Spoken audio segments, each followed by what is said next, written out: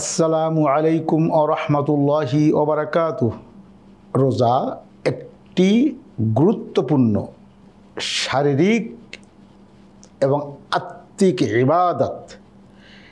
এই রোজা এমন জিনিস যা মানুষকে নিষ্কলুষ, নিষ্পাপ, নির্ভেজাল, পরিচ্ছন্ন, পরিশোধিত, পরিমার্জিত একজন কমপ্লিট মানব রূপে প্রস্তুত করে থাকে। কিন্তু এই রোজা যদি আমরা শুধুমাত্র আক্ষরিক অর্থে পালন করি, এই রোজার আসল বারাকা কোশ্চিনকালেও হাসিল হবে না।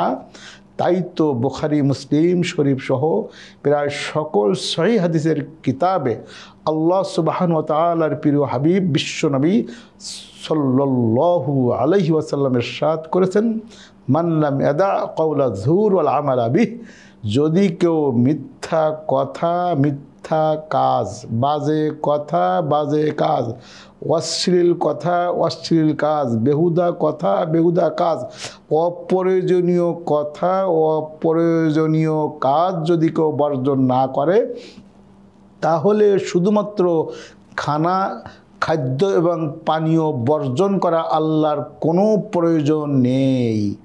অতএব রোজার হাসিল করতে হলে আপনি যদি রোজা রেখে, আমি যদি রোজা রেখে হাত দিয়ে কোনো অন্যায় করি, হাত ভাঙ্গা রোজা হয়ে গেল। রোজা রেখে যদি চোখ দিয়ে খারাপ কিছু দেখি, চোখ দিয়ে কাউকে খারাপ পয়েন্ট করি অথবা ইন্ডিকেট করে কাউকে আমি চোখের ইশারা দিয়ে নির্যাতন করি, চোখ কানা রোজা হয়ে গেল। কান দিয়ে খারাপ অশ্লীল গান বাজনা, গীবত ইত্যাদি শুনি, কান কালা রোজা। যদি ব্রেন দিয়ে খারাপ কিছু পরিকল্পনা করি, ব্রেন নষ্ট, ব্রেন রোজা। পা দিয়ে খারাপ কোথাও যদি যেতে চাই, তাহলে পা খোড়া রোজা। এক কথায় ফালাইসা লিল্লাহি হাজা আইয়াদা তাআমাহু ওয়া শারাবাহু, হাত, পা, নাক, কান, ব্রেন, বডি সব কিছু পচে গেল, একেবারেই নিরর্থক সিয়াম রোজা হয়ে গেল। অতএব এই রোজার বিধান যদি আমি সঠিকভাবে আদায় না করি, তাহলে এই রোজা দিয়ে আমার কোনো কাজ হবে না, রোজা ভঙ্গ হয়ে গেল। অতএব আমার রোজা রেখে গীবত মুক্ত রোজা, অহংকার মুক্ত রোজা, আমার অন্যায় মুক্ত রোজা, মিথ্যা সমস্ত কিছু থেকে যদি মুক্ত থাকা যায়, তাহলে এই রোজার হক আদায় হবে। তা না হলে রোজা বিনষ্ট হয়ে যাবে।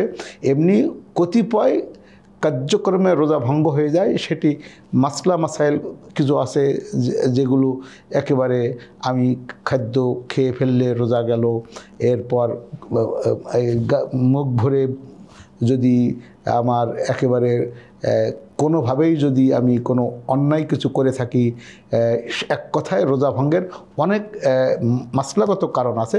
কিন্তু আমরা রুহানি কারণটি যদি দেখি, তাহলে অন্যায় থেকে, অশ্লীলতা, বেহায়াপনা থেকে নিজের জীবনকে নিষ্কলুষ রাখতে না পারলে এই রোজা আমার থেকে কোনো বারাকা দিবে না, আমাকে কোনো কল্যাণ করবে না।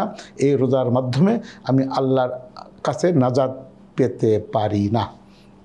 আল্লাহ রাব্বুল আলামিন আমার রোজাকে ত্রুটি মুক্ত, অন্যায় মুক্ত, অপরাধ মুক্ত জীবন গঠনের লক্ষ্যে আমার রোজাকে নিষ্কলুষ, নির্ভেজাল রূপে কবুল করুন। আমিন। আসসালামু আলাইকুম ওয়া রাহমাতুল্লাহি ওয়া বারাকাতুহু।